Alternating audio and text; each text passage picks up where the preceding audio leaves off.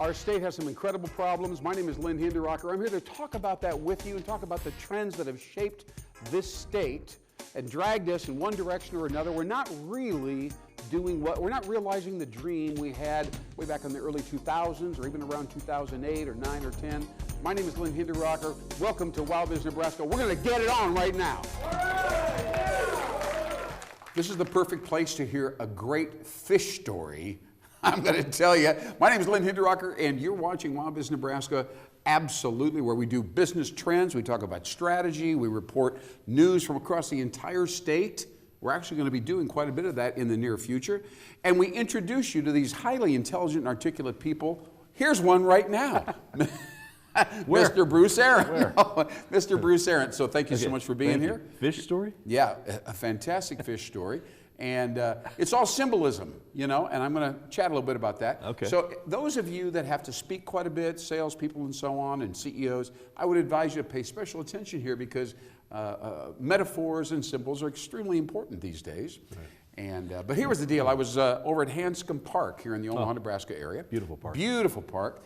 And they happen to have a very kind of small pond over in the far corner of the park, as you probably know. Right. And I was out, I wasn't walking my dog, but I was by myself and I was just kind of taking a walk that day. Right. And it was just like the classic summer low-key, kids playing on the edge with their sailboats, just nothing happening. You know, I mean, very relaxing. Yeah. If there was a hammock around, you would have taken a nap. Right. Yeah. It was. So I'm walking and I look across to the other side of the pond, and there's a tree there and an elderly gentleman sitting there with a large fishing pole. He's just sitting there, you know, and he's got his pole in the water. Right. I didn't give it a lot of thought, and I'm walking around the area, and all of a sudden I hear people like screaming. Really? You don't hear that so often in this particular situation. Yeah. And I looked back over there, and here was this gentleman. He must have been well into his 80s, and he was standing up, holding onto the pole with a frightened look on his face. Really? Yeah, like he was really going to be pulled into the water. He had his legs braced, you know, he's like this. And of course, the line was taut, and there was a lot of splashing in the water, you know. And he couldn't get it in, you know, he couldn't do anything, and he was actually slipping towards the edge of the water. Pulling him in, right? Right. So all the people that were in the general area, picnicking, and little kids and stuff, they saw this, see? And he was so pathetic, and the way he looked, it was so emotional. Yeah. People started running around the whole pond to give him help, right? You know, to like hold him, you know. Yeah. And so there were little kids and everything, and they were up there and they got their arms around his waist, you know. Different people try to hold on to him, and he's continuing to head down to the water. He couldn't be stopped. Oh my gosh. Yeah. And well, finally, I just had to give in, and I had to run over there because it was just such a compelling visual experience, you know. And so. Sure enough, so there must have been, I'd say maybe 10 people around this guy. Kidding me. In just a matter of seconds. And so we got him, you know, and we stabilized him, and we started to pull it back, and he's doing this, you know. And we finally got down there, and we grabbed the thing, and Bruce, I mean, this is a fish story, right? I mean, what was on the end of the line? Well, it was about a 30-pound catfish. Seriously? Yeah, it could have been there since the beginning of time. I mean, in this particular fish, it was just, you know, it's bullheads and minnows and, you know, that kind of thing, right? Like that, yeah. And there was this massive award-winning How long is something godfather of a catfish, right? And we were just like bugging out of our eyes, you know, everybody, and he was thanking everybody, and he couldn't figure out, what am I going to do with this, you know? And so it was quite a moment, but as I stepped back away from it and congratulated him and all that, you know, and it occurred to me that the social dynamic around the pond is what was very interesting. Yeah. Because so many entrepreneurs, you know, we have a lot of entrepreneurs watching our show. Right. And so many of them are throwing their line out into the pond, you know what I mean? And hoping to snag something. Yeah, and most of the time they don't. They'll get a minnow or a That's how I fish. bullhead, whatever how Yeah. it was.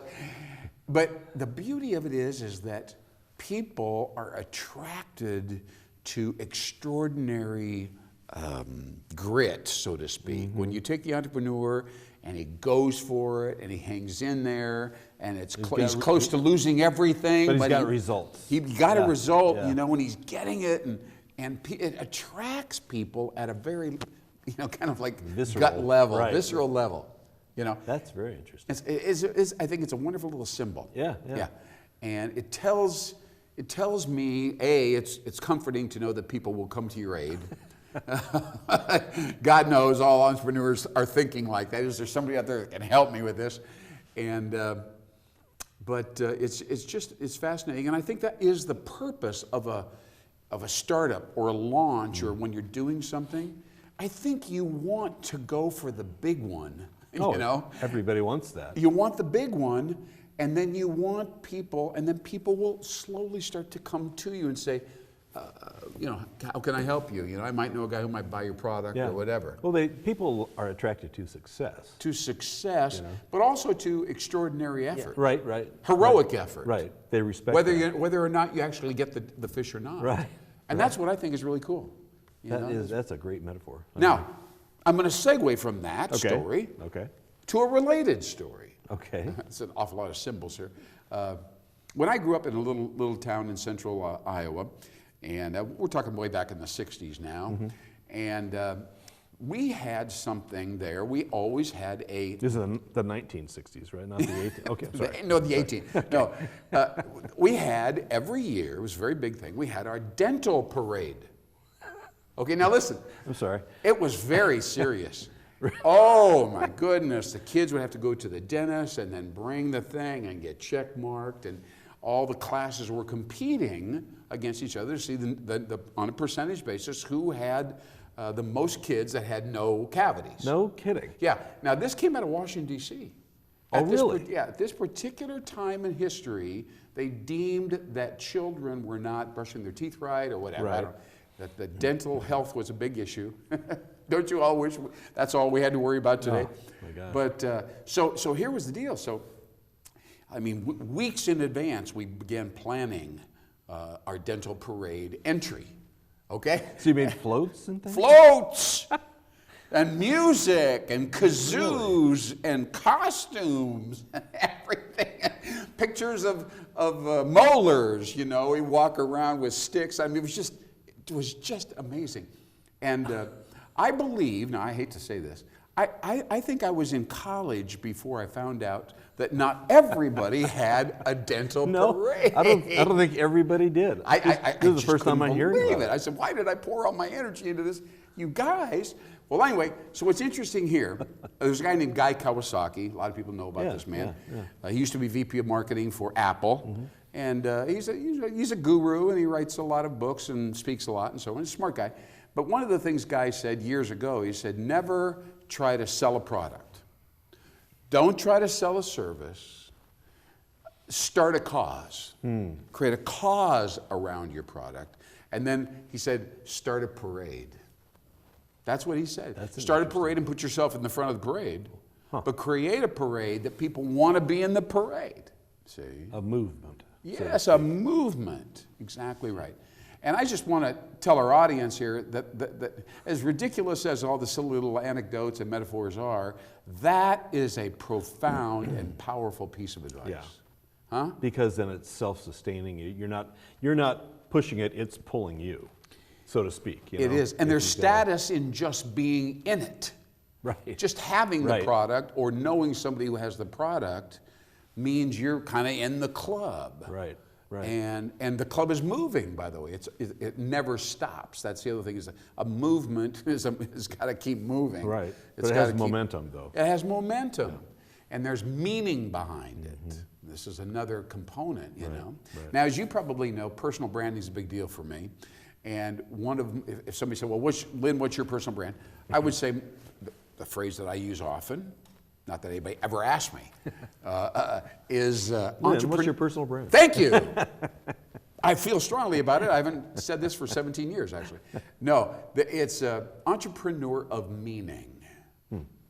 entrepreneur of meaning, which means my favorite thing to get involved with, some company project, a client, whatever it is that I help usually brand with their brand, sometimes with the culture, Right. try to create greater meaning around the company so it means more to buy it. I'll pay a premium. People Right. pay a premium to have something that, so for Nike, we'll just use that quickly before we go into the half. Nike, you know, when you bought a product with a swoosh on it, maybe some shoes or Right, right. shorts or whatever, the swoosh has come to mean much more than high quality or whatever. It means muster yourself to compete. Just do it. Just do it. It stands for just get yourself out there and just do it. And that's the primal push behind it. Which is a brilliant result of their marketing efforts. Yes. That we know this, because that's Yes. what they were trying to achieve. Absolutely. And I mean, they don't even use their name anymore. They just use the symbol. Right. But that really goes along with the whole parade thing. It kind of even goes along with the fish thing. Yeah. Attracting people to something that is more meaningful than just the transaction and the money and all Right. that. They want to be a part of it. Want to be a part of it. Yeah. That's very interesting. Yeah, that is actually the parade. I mean, it really is the same thing you're talking Same about. thing, yeah. So let's just wrap up this first half by reiterating from whether you're launching a new product, you might be an entrepreneur, you might have a company that's trying to get out of the muck and mire of the COVID-19 situation. Right. Everybody's dealing with the pandemic. We're going to talk about that soon. And I think just instead of thinking about how many ads can we buy and how many salespeople can we get out there and make calls, I say the first thing is how can we create meaning around the brand, the company, the product, the experience of being around us, and so on. Does that make sense So to that you? people want to be a part of it and want to support you And we'll stick with it. stick And with it, word right. of mouth. Right. Invaluable. Oh, that's gold. I mean, That absolutely is. Absolutely. So Bruce, Aaron, thank you so much for being on the show here with me today. thank you for the stories. Yeah, well, you know, have I revealed those to you before? No. I don't think so. I've never heard I've that. got more of them. Anyway, so we'll talk a little bit about the show's sponsor, and then we'll get right back to getting unstuck from the pandemic passivity, the inertia, the muck and mire of COVID-19. What do we do? Can we do anything, et cetera, et cetera? Okay. Does it make sense? Sounds good. All right. Well, ladies and gentlemen, this is WowBiz Nebraska, and I'm Lynn Hinderocker, and it's brought to you by a consulting firm here in the Omaha area, although we work all over the country, and that is Growth Dynamics, and that's D-Y-N-A-M-I-X, growthdynamics.org. Now, Growth Dynamics is an unusual company. They certainly are a consulting firm, but they've separated themselves from all the very smart consultants that you know out there or have heard of before because they are whole brain. I want to talk about this very briefly with you, and I'm going to use McKinsey or Accenture. These are world-class consulting firms. Everybody knows about that. But for years and years, those people were really good. They'd send smart MBAs out in the field, and they'd work their butts off, and they'd come back and they'd say, I found the problem with the client. Right? I found the issue. So a good consulting firm in the past was a company that could analyze and find the problem. Right. But it was very interesting. They weren't getting any more business from that client. Then the client would go off and hire an ad agency, a creative firm, because those were the people who could create the solution. Ah, okay. Who could implement something. Yes, and come up with the idea. One type of company was good at uncovering the problem, but they actually had to go to a different industry and hire a different company to help them. Let's solve the problem now. Huh. Yeah. Very interesting. So that's a left brain thing and then a right brain thing once again, right? So Growth Dynamics is both, right? We are a company that can do precise analysis, predictive analytics, all the different things that add up to some kind of a sequential value proposition, whatever it is, supply side, whatever. But once we identify the problem, we're not done. We are the people that will come to the party and say, we're creative, we'll think out of the box, and we'll bring you 7 or 8 solutions in a week. Wow. That kind of thing, right? And so that makes it invaluable, really, for most companies who can't really afford. I mean, you know, guys said, well, I brought in these big shots and I dropped $40,000 and they actually did find the problem. That was great, but now I'm out of money. Yeah, now what do we do? Now what do we do? Yeah. And that won't happen with growthdynamics.org. So I'm very, very happy to bring that up and let people know that is a unique solution. Now, Accenture, by the way, I got to tell you, they are actually gobbling up some of the biggest ad agencies in the world. Wow. And weaving them in. They call it their interactive division or whatever. But really, it's just a bunch of creative, very sharp, creative people.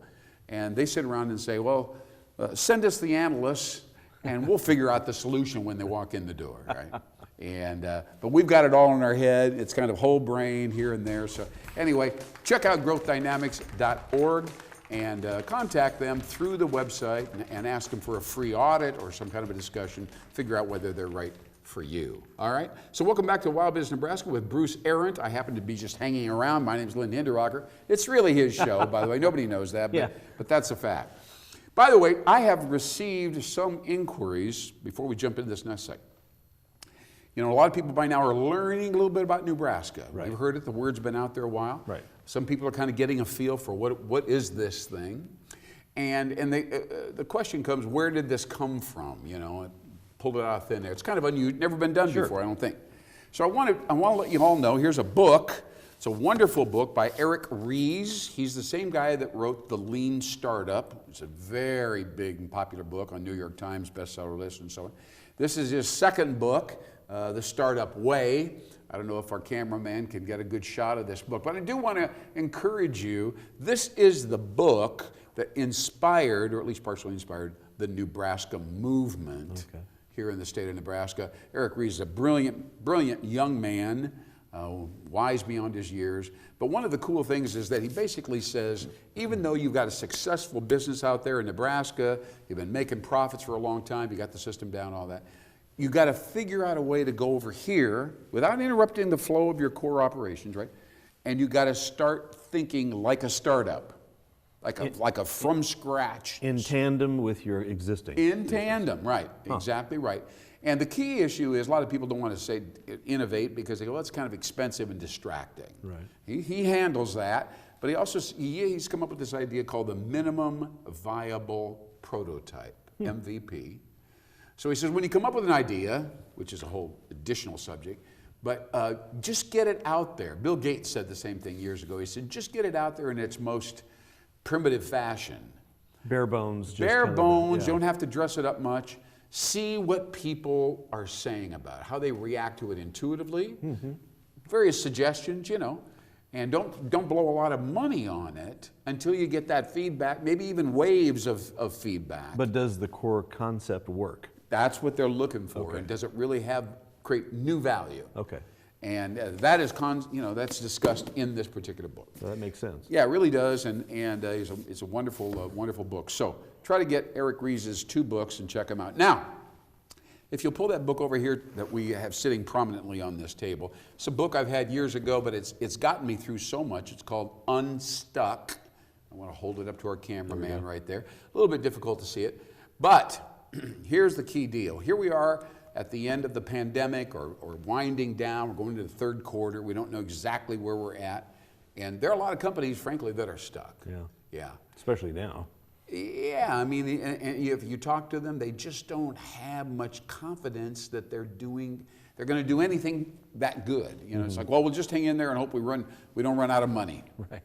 I think I've actually heard that half of all the small businesses in America are staged for closing or bankruptcy at this time, if this continues on, see? Who could have guessed? Who could have guessed? You know, because we had this phase 2 of COVID a little bit, and so quarantines have been reinforced and, all that. Right. Yeah, and so these guys are sitting around saying, what? Anyway, so this book has unlocked my brain many, many times. And so I'd like you to do this. I'd like you to just, we're going to go back and forth. Okay. If you don't mind. Sure. I'm going to close my eyes and give it to you. Okay? And I want you to read it quickly. These are all different ways to get unstuck. You're going to pick a passage? Yeah. Well, I'm going to open, there's one passage per page. Okay. All right, are you ready? I think so. Yeah. Well, then you can do it. We'll go right here. Okay. All right, so we'll go that way. So I just read the headline? Hit the headline and maybe one sentence underneath it to just elaborate a little bit, but go ahead. Trust is a bank account. Invest often. And withdraw wisely. Trust is often what makes a good team great. Boy, can't argue with that. No. No, that's an outstanding. But you know, I did hear a wonderful thing years ago. It's not so easy to engender trust, because if you're low on cash and you're not exactly, you know, and you say, you know, I need you to go to Fremont tomorrow and do this and that, and maybe he's going to spend $20 he wasn't allocated to do on his checking account or something like that, right? That kind of thing happens all the time. Fear can really corrode trust. Exactly. It really can. Very profound. Very profound. That's exactly right. I should write that down. Yeah. But Tom Peters said, if you want to get people to trust you, you have to trust them. Mm-hmm. That's the thing. You know, you kind of have to walk off the end of the plank and say, I trust you. Vulnerable. Yes. Yeah. All right. Why don't you open it again? And these are some wonderful points of leverage here to kind of get us out of the pandemic, move us up, strategy and direction. What do we think? I'm waiting. It says hopeless. Hopeless, wow. You're stuck because your team lacks a central purpose. A kind of defeatism has set in. The team is spinning.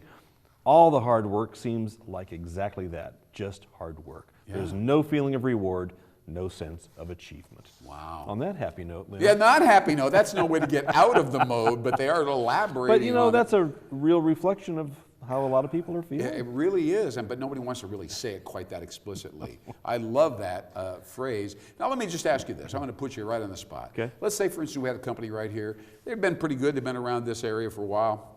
They're not doing well. They haven't really generated a new client since February or March. Things are getting dire. Right. And a couple of people have already told them they're going to probably have to leave. Yeah. What would you say to those people, right? And let's say, for instance, let's put some money on the table. Let's say you've been brought in for a seminar and they're going to pay you $2,500. Okay. And you're there and they're looking at you like, well, what should we be doing now? I mean, what would you say on this? And I'm coming at you. I'm going to come at you. Yeah, that's really out of the blue. I'd probably give them their $2,500 back. Say, hey, you need it more than I do.